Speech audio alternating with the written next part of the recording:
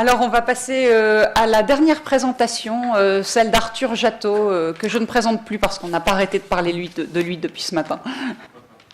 Bien, bonjour à tous et merci pour l'invitation à ce workshop. C'est toujours un plaisir de parler après Ted Porter, après Albert Augien, dont j'ai beaucoup utilisé le travail dans le cadre de ma thèse, et c'est aussi un plaisir de passer après Béatrice Touchelet. On est sûr d'avoir une salle très réveillée, très stimulée, donc on va essayer de ne pas perdre cette énergie-là. Alors moi, je vais vous parler des expérimentations aléatoires. Alors, c'est pas sexy d'étudier les instituts statistiques, mais je suis pas sûr que vous trouviez ça sexy d'étudier les expérimentations aléatoires. En tout cas, je vais essayer de rendre ça un peu plus attrayant. Alors, qu'est-ce que c'est que ces histoires d'expérimentation aléatoire dont je pense que, malheureusement ou pas d'ailleurs, la plupart d'entre vous n'ont pas entendu parler? Alors, les expérimentations aléatoires, c'est une méthode qui a été popularisée par Esther Duflo, dont vous voyez ici la photo pour avoir une petite illustration, et son laboratoire, le Poverty Action Lab, le laboratoire d'action contre la pauvreté, qui est un laboratoire qui a été créé en 2003, donc tout récemment au MIT aux États-Unis.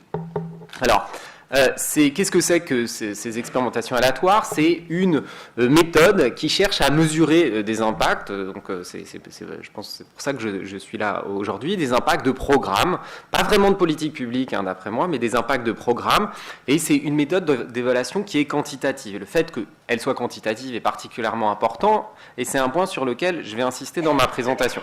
Et c'est une méthode, c'est pour ça que ça me semble important d'en parler, c'est une méthode qui rencontre un succès à tous les niveaux, un niveau académique, Esther Duflo, mais comme les chercheurs qui utilisent cette méthode sont au top du top de l'université, c'est un succès aussi au niveau politique, au niveau médiatique, au niveau financier, ça rencontre une unanimité qui est assez saisissante. Tout le monde, ou presque, j'allais dire sauf moi et d'autres, disent du bien d'Esther Duflo. Bon. Et beaucoup considèrent que cette méthode est un peu le gold standard, l'étalon or des méthodes d'évaluation. Donc, je vais essayer d'en parler. C'est une méthode qui s'inscrit dans un contexte favorable. Elle est revenue sur le devant de la scène par le biais de l'économie du développement, avec le déclin du consensus de Washington, avec un attrait pour l'évaluation, et aussi de manière plus générale avec une revalorisation de l'approche empirique, et je pense notamment avec des gens comme Thomas Piketty, ou ce genre de courant qui, il y a une quinzaine d'années, était moins valorisé, sont aujourd'hui plus à la mode, ce qui fait qu'aujourd'hui, c'est une méthode tout à fait installée. Le laboratoire d'Esther Duflo a lancé près de 800 expérimentations aléatoires depuis sa création, mobilisant des centaines de millions de dollars, des sommes tout à fait conséquentes, donc c'est très important. Alors qu'est-ce que c'est que cette histoire d'expérimentation aléatoire? Pourquoi aléatoire? Aléatoire parce que ça fait intervenir le tirage au sort, donc l'aléatoire, random en anglais, c'est pour ça qu'on parle de randomisation, parce qu'on utilise l'aléatoire à des fins évaluatives. Alors, j'ai pas trop le temps de la présenter, mais je vais quand même essayer de le faire en 2 minutes, parce que c'est l'avantage de cette méthode de normalement pouvoir être expliquée en 2 minutes. On cherche à évaluer, à mesurer un impact d'un programme. Je vais donner quelques exemples après.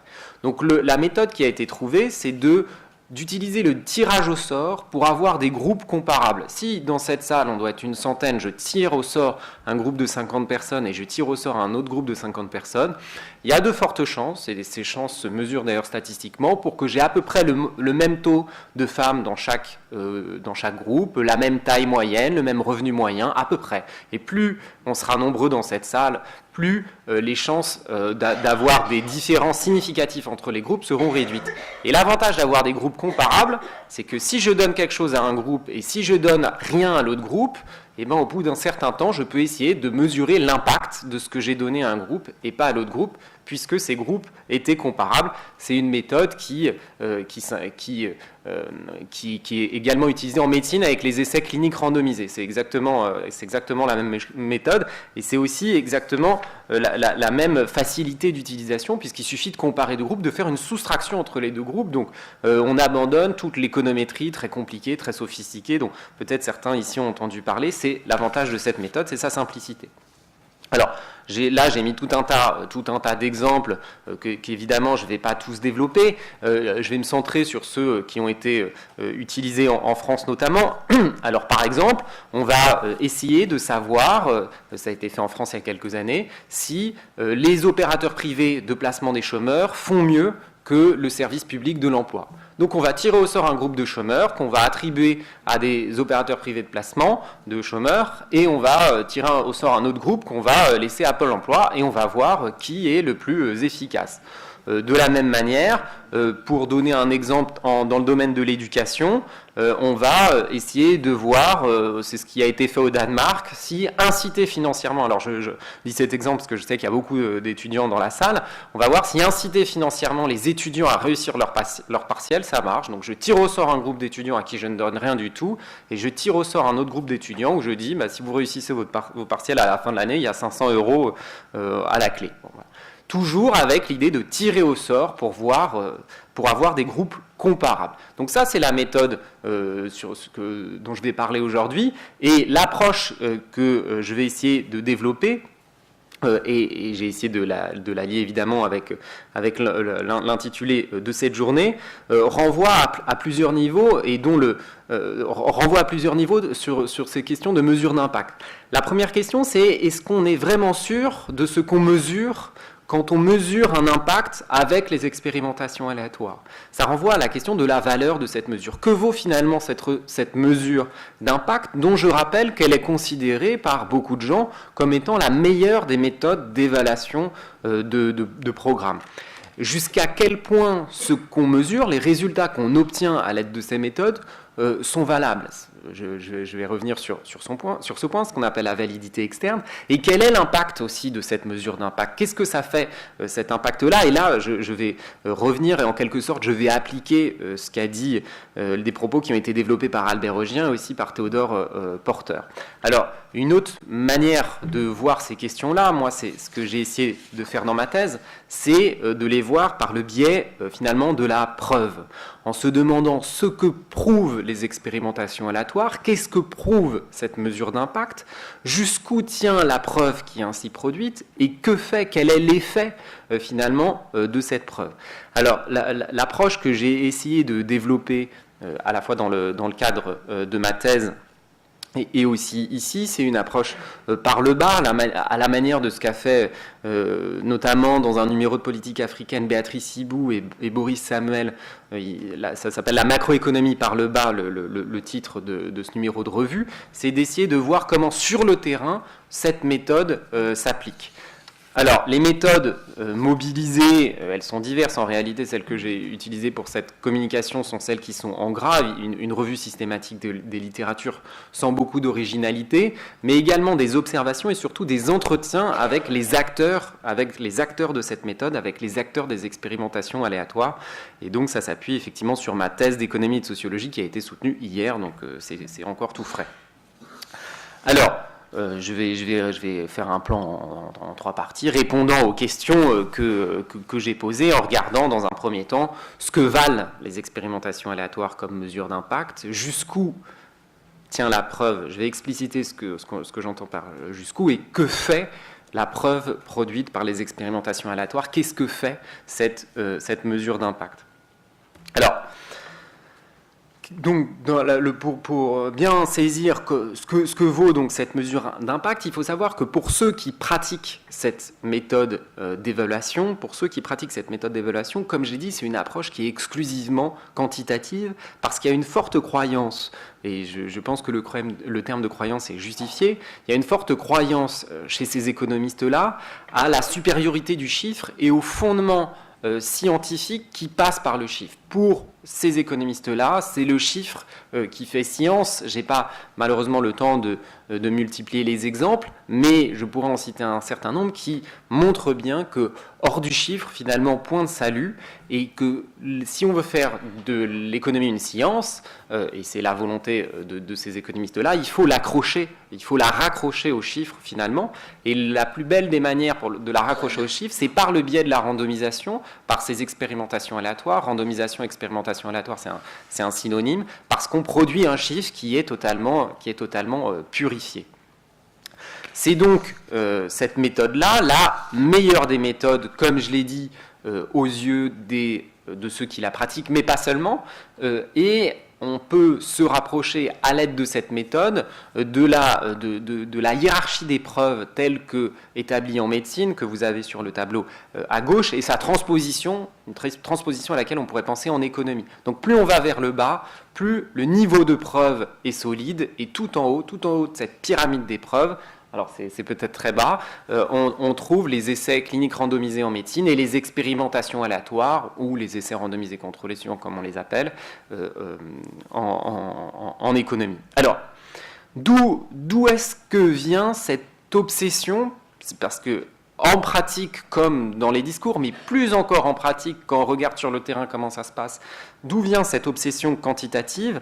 Alors, elle provient de plusieurs origines. Je pense qu'il y a un genre de complexe originel de certains économistes qui cherchent à tout prix à rattacher l'économie à une certaine vision qu'ils ont de la science. C'est ce que Frédéric Lordon appelle le désir de faire science.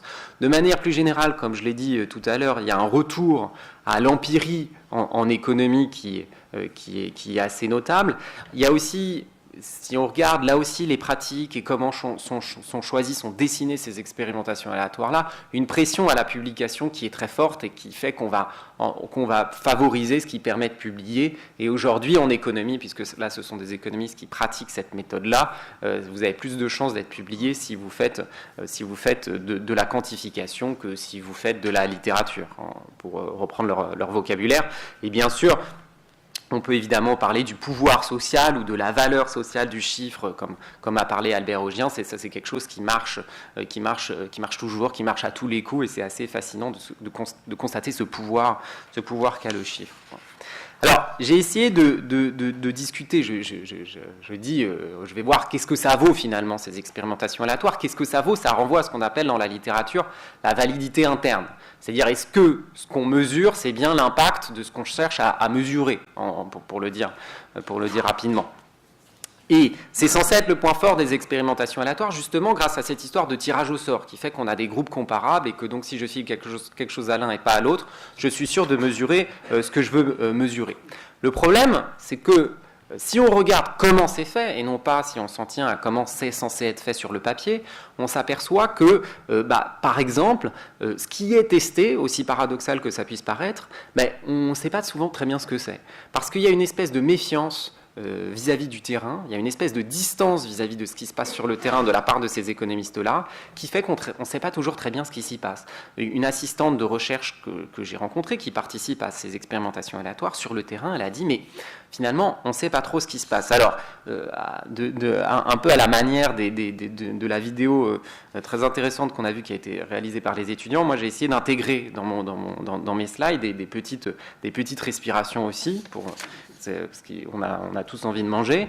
Et donc là, c'est sur une expérimentation qui vise à former des petits entrepreneurs, ça se passe dans un pays africain, des petits entrepreneurs au business. C'est comme ça que c'est dit, c'est des formations. Alors moi, j'interroge les gens qui évaluent cette formation en disant « Ah, mais en fait, en quoi elle consiste, cette formation ?» Et là, l'assistante de recherche, qui est assez critique sur comment a été réalisée cette formation, elle dit justement, c'est un peu problématique parce que et ça c'est la fin de la citation que malheureusement j'ai pas le temps de lire, quand on demande à ces petits entrepreneurs, mais qu'est-ce que vous avez retenu de la formation là que vous avez fait pendant 3 jours? Est-ce que vous avez appris à mieux gérer votre business plan, à faire une comptabilité analytique ou des trucs comme ça? Ils lui ont dit, ah mais c'était génial cette formation, l'hôtel il était super, la piscine elle était dingue. Et en fait, c'est ça qu'ils ont retenu. Alors, et ça pose la question de qu'est-ce qu'on évalue? Est-ce qu'on évalue vraiment une formation avec des cours carrés et tout? Ou est-ce qu'on évalue la façon dont on a reçu finalement ces petits entrepreneurs?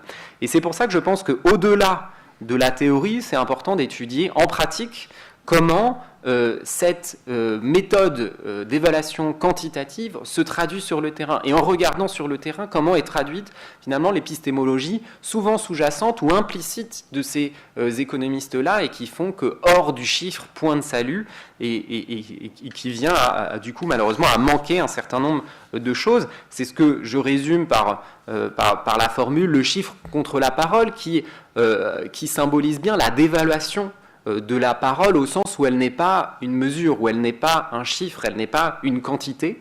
Et c'est ce qui introduit, à mon avis, une perte, notamment dans la prise en compte des particularités locales, des contextes sociaux, culturels. Alors là aussi, petit moment de respiration, c'est sur une expérimentation aléatoire qui a été menée toujours dans un pays africain, dans un autre pays africain, où on voulait, c'est une expérimentation de microfinance, et on est allé voir des paysans au fin fond d'un pays africain, on leur a posé des questions pour pouvoir ensuite faire des mesures.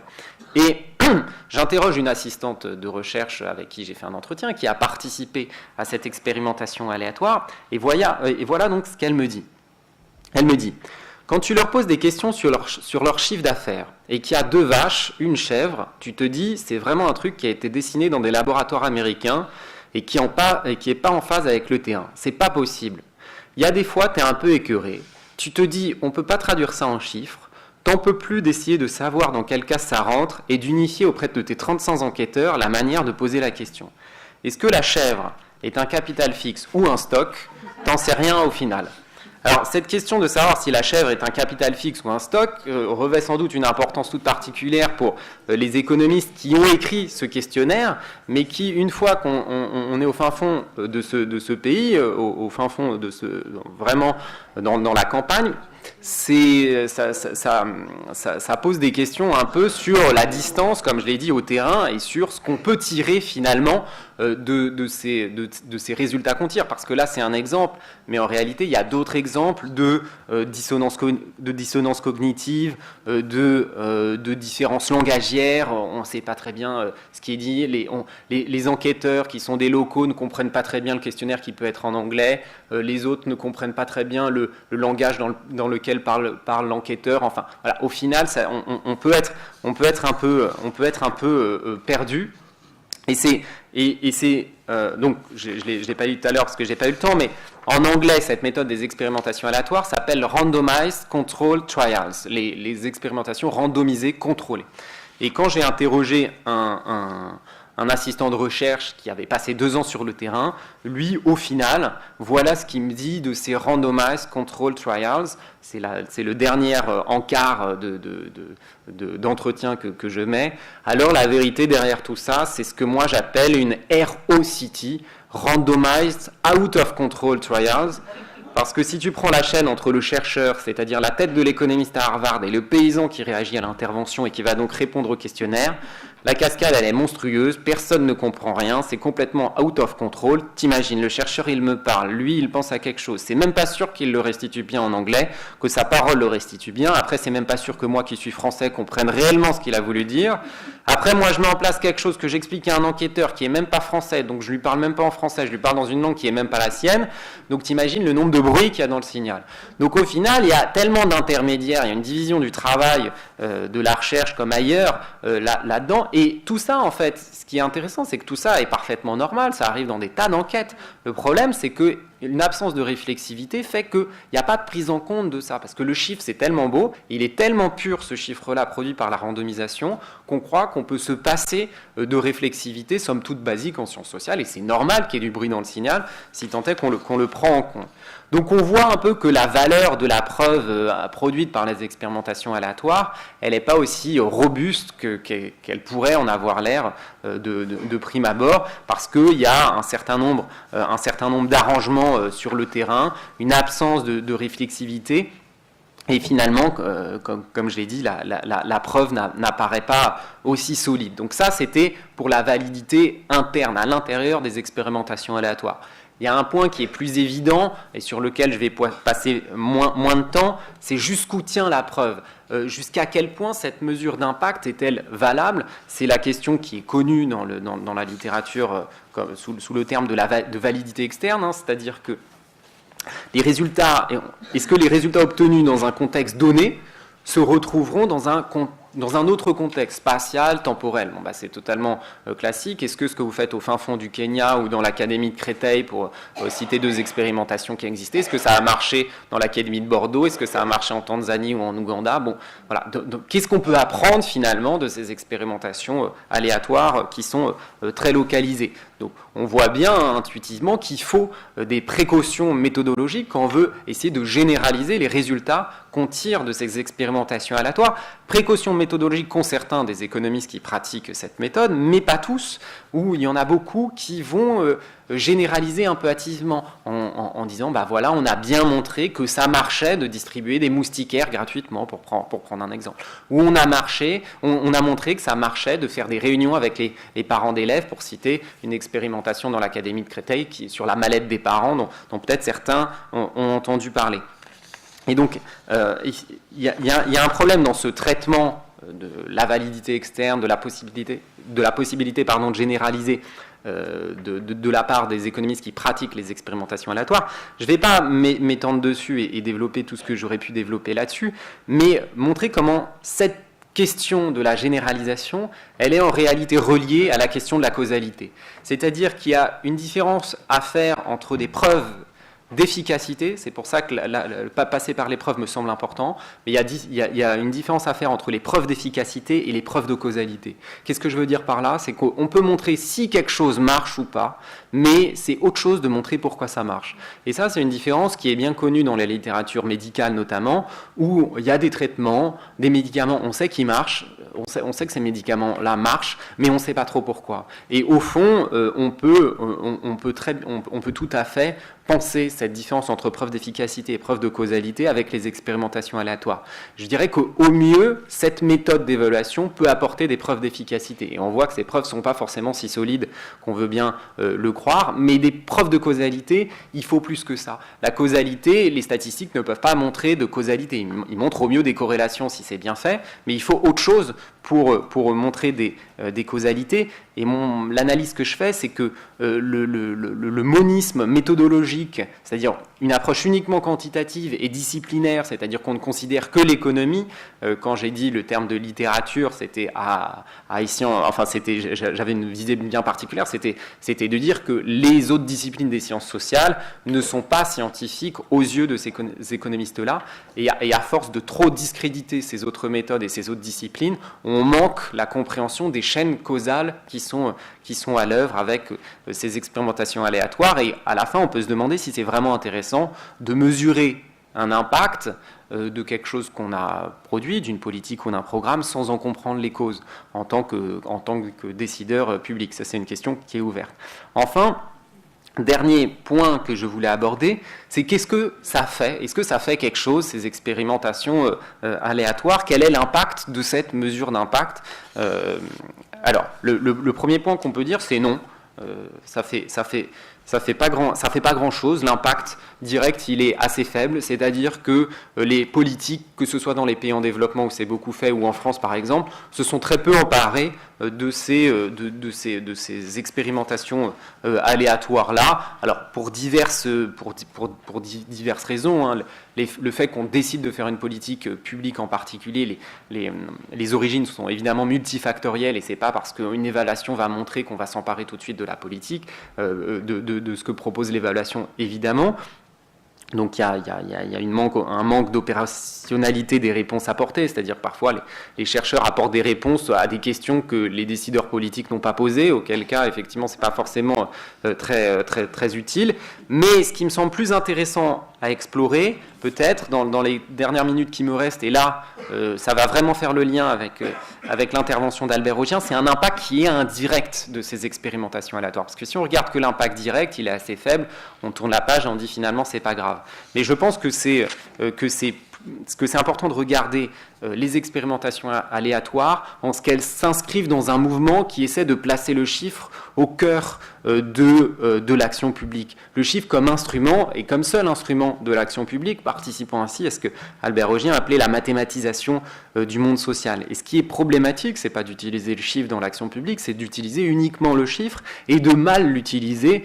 C'est un peu ce que je veux dire, de l'utiliser de manière à la fois exclusive et non réflexive, sans se pencher sur les conditions de production de ce chiffre-là, et en refusant l'utilisation de méthodes qui ne soient pas quantitatives.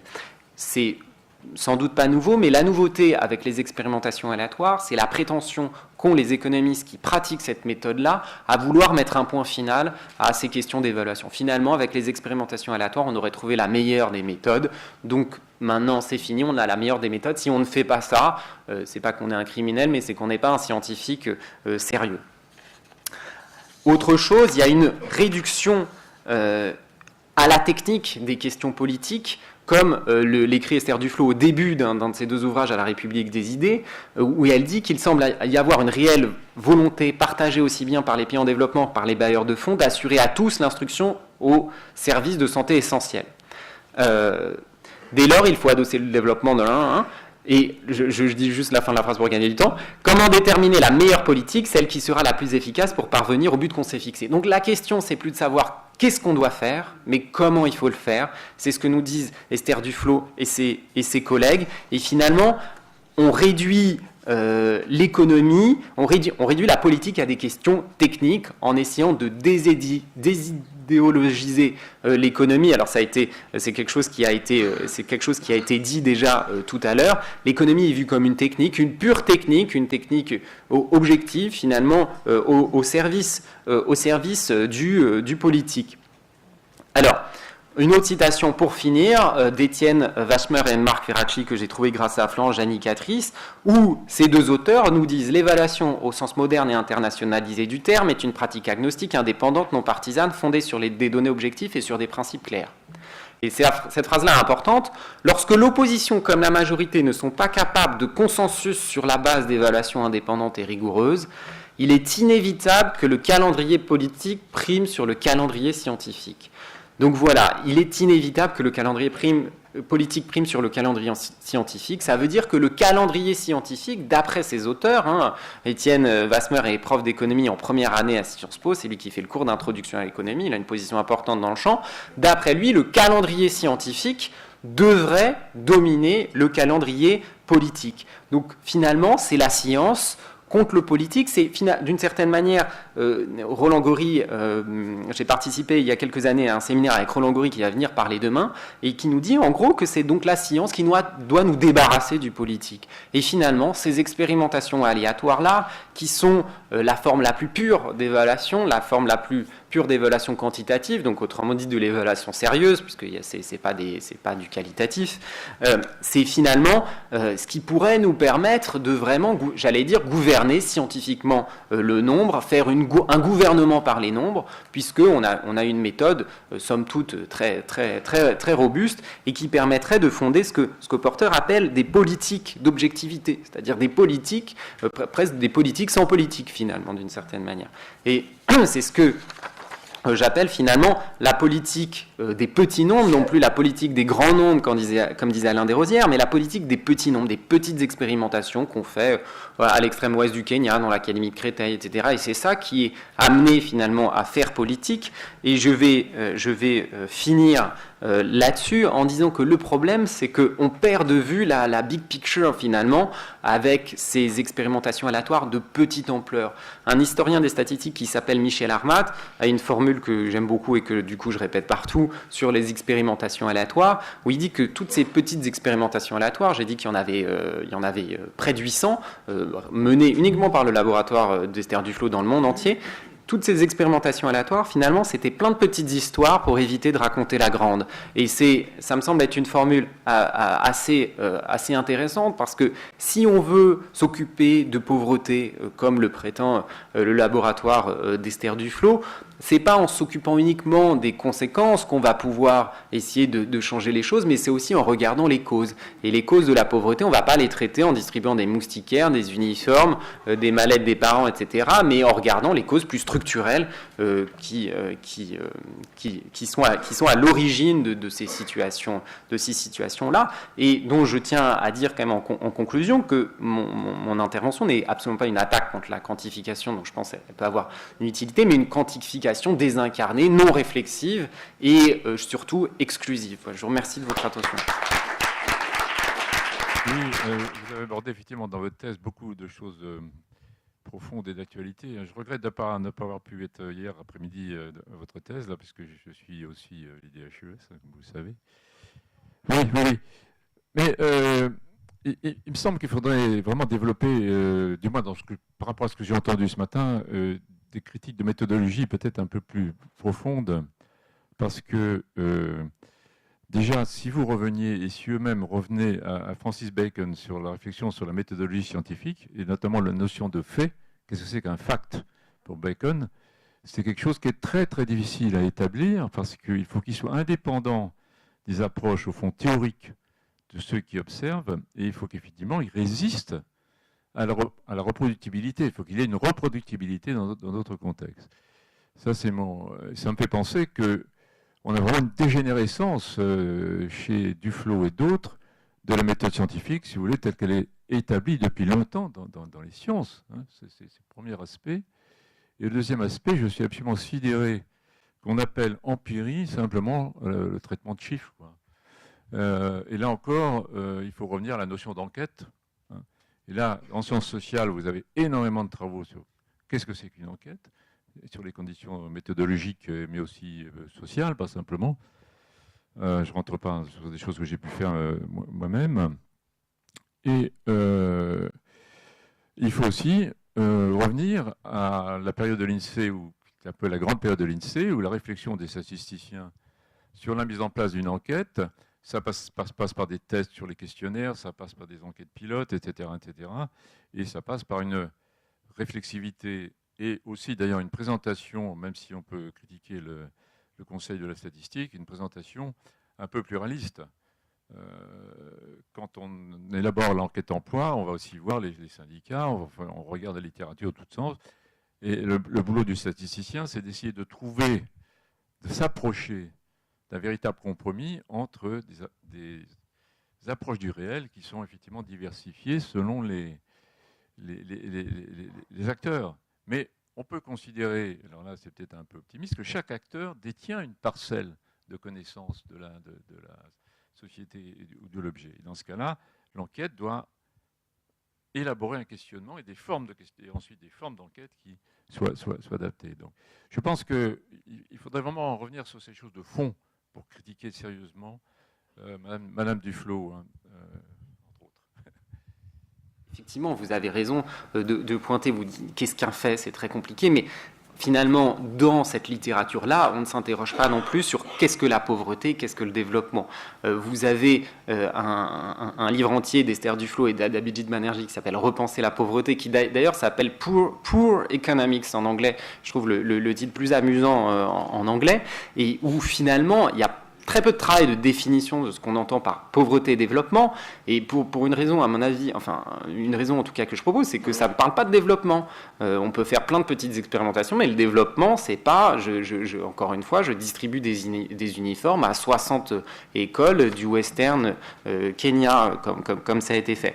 Et de la même manière que pauvreté et développement, et alors là je ne parle pas de fait, de réfléchir à ce que serait qu'un fait n'est pas connu, le terme même d'enquête, en fait, comme on l'emploie en sciences sociales, n'est pas employé dans cette littérature-là, et notamment le terme d'enquêter. Et c'est quelque chose qui, en fait, m'a posé problème, parce que dans ma tête, je ne savais pas comment les nommer, ces gens-là qui sont au bout, les paysans, ceux qui... Bon, moi, je les ai appelés les randomisés dans ma thèse, parce que je trouvais ça amusant, mais quand on lit les articles des chercheurs qui pratiquent cette méthode-là, on ne trouve pas de terme de ces gens-là qui sont justement ceux qu'on appellerait les enquêtés en sciences sociales. Mais pour dire le faible degré de réflexivité, c'est qu'ils ne sont même pas nommés finalement.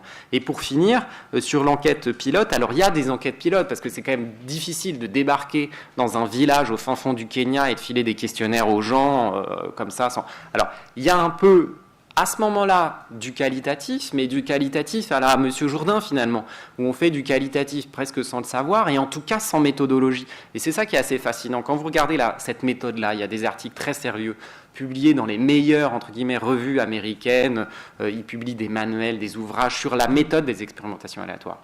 Mais au moment où ils font un peu de qualitatif sauvage, c'est-à-dire quand on arrive, parce qu'il faut bien discuter avec le chef du village, avec les gens, etc., et aussi à la fin, quand on a les résultats et qu'on ne comprend pas très bien les résultats et qu'on va voir, on essaie de discuter avec les gens, Ces deux moments-là où il y a du qualitatif sauvage, ils sont faits, pour employer l'expression d'un assistant de recherche français, c'est pour ça qu'il avait cette expression-là, il dit c'est fait à la bonne franquette. Voilà, c'est une méthode, parce que le qualitatif, comme c'est pas très sérieux, chacun peut un peu le faire à sa sauce, et donc finalement il y a du qualitatif, mais du qualitatif sauvage. Dans quelle mesure la critique qui a été faite envers les évaluations aléatoires concerne spécifiquement celle-ci ou concerne plus généralement l'ensemble des analyses statistiques en économie?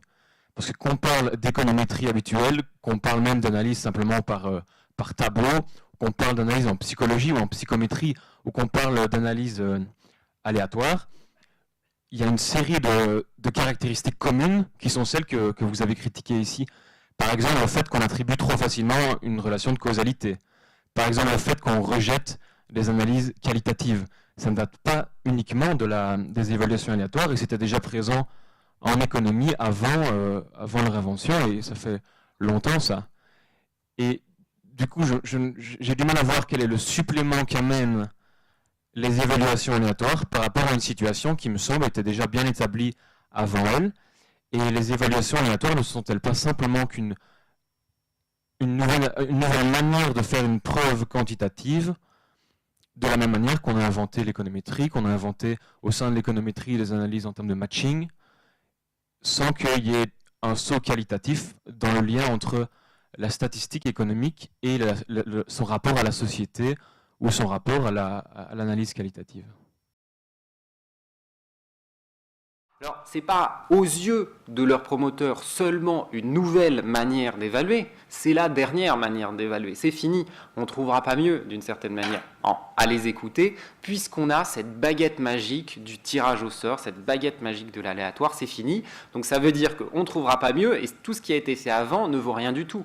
Donc vous lisez des expérimentations aléatoires, vous avez l'impression qu'ils réinventent l'eau tiède, et où il y a des choses que vous connaissez depuis des années. Pour juste donner un exemple, des chercheurs de Berkeley qui ont fait une expérimentation aléatoire très très bien, très très belle sur le microcrédit au Cambodge, ils sont revenus à la fin de leur expérimentation aléatoire, aller montrer à l'ONG de microcrédit avec laquelle ils avaient travaillé pour faire l'expérimentation aléatoire leurs résultats, en leur disant regardez ce qu'on a montré très scientifiquement et tout. Et les employés de l'ONG ont dit c'est super, mais nous ça fait 20 ans qu'on sait ça. Et il y a quand même l'idée que tout ce qui n'a pas été montré à l'aide de cette méthode n'est pas scientifique finalement et n'a que peu de valeur. Donc je parle même pas du qualitatif, parce que ça n'a jamais eu de valeur. J'étais étonnée quand vous avez parlé de l'impact de ces calculs, que vous ne parliez pas du tout de l'impact local. Parce que moi, j'ai vu des présentations de randomistas, là, comme on les appelle, qui allaient dans un village de 200 personnes, donner à 10 chefs de famille un PIB correspondant à une semaine de travail en 3 heures d'expérience, que le type pris aléatoirement, puisque c'est ça le jeu, donc on ne sait même pas qui c'est, dans quel caste, d'où il vient, On leur donne de l'argent et on regarde comment ils redistribuent. On en tire des conclusions sur les systèmes de redistribution dans le village. Genre, bon, et surtout, il a été perturbé, ce système. Enfin, là, on ne peut pas dire qu'on n'a rien fait. Donc, j'ai été étonnée que vous n'abordiez pas cet aspect-là, parce qu'à mon avis, il est sauvage. Enfin, il doit y avoir de l'impact assez fort. Bon, mais on le sait, de toute façon, il y a toujours des redistributions de pouvoir dès qu'on va faire un travail dans un village ou n'importe quoi. Mais quand même, là, et le manque de réflexivité fait que c'est assez dur de regarder ces exposés sans rien dire en général. Et j'étais intéressée par ce que vous avez dit sur la non-utilisation par les politiques, parce qu'il y a quand même un argument qui revient toujours quand on discute avec les collègues qui font de l'évaluation, certains le faisant très très bien. Je trouve qu'il y a quand même des équipes qui travaillent de façon assez sérieuse, réflexive, avec de l'anthropologie et des trucs. Enfin, j'ai vu des choses quand même assez correctes. Correctes. Où il y avait de quoi discuter et où il était possible de suivre la logique en critiquant et en voyant dérouler un discours, en tout cas. Néanmoins, la réponse systématique, c'est oui, mais il faut bien qu'on puisse comparer des situations pour pouvoir faire des choix politiques. Moi, ça fait 20 ans que j'entends ça chez les gens qui font de l'évaluation, que ce soit de l'évaluation par rapport à l'environnement, la santé, tout ce qui est non marchand. Et in fine, c'est jamais utilisé. Mais jamais. Et donc, on continue à produire ces types de savoirs avec la prétention de la simplicité politique, mais finalement, ça cadre jamais. Et c'est rigolo. Enfin, je trouve ça marrant que ça puisse tenir comme discours sans jamais être confronté à une réalité, quoi. Oui, c'est étonnant. Bon, là, il y en a 800 des expérimentations aléatoires, censé être le top du top. Et on va sur le site du laboratoire d'Esther Duflo. Eux-mêmes disent qu'il y a 9 généralisations. Donc, ça fait un peu plus d'1%. Donc, on a envie de se dire tout ça pour ça. Disons que c'est pas fou. Et pourquoi on continue à en faire ?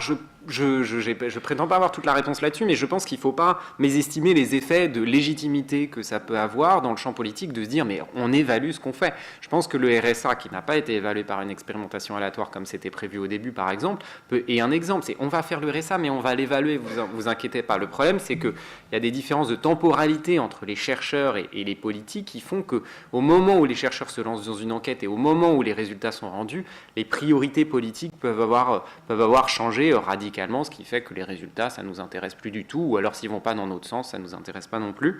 Et sur ce que vous avez dit sur les effets locaux, vous avez raison d'évoquer ça, je ne l'ai pas évoqué.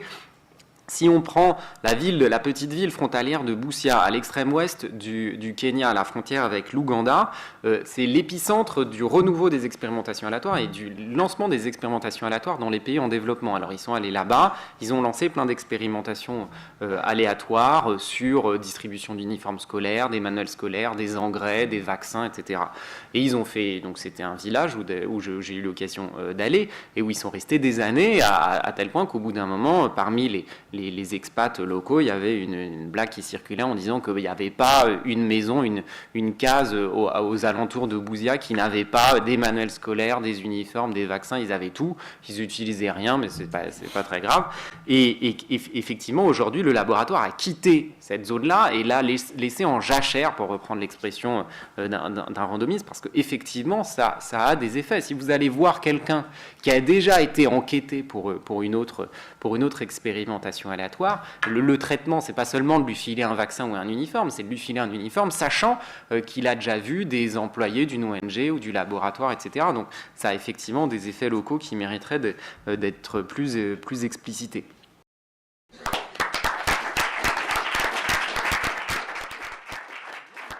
Merci beaucoup.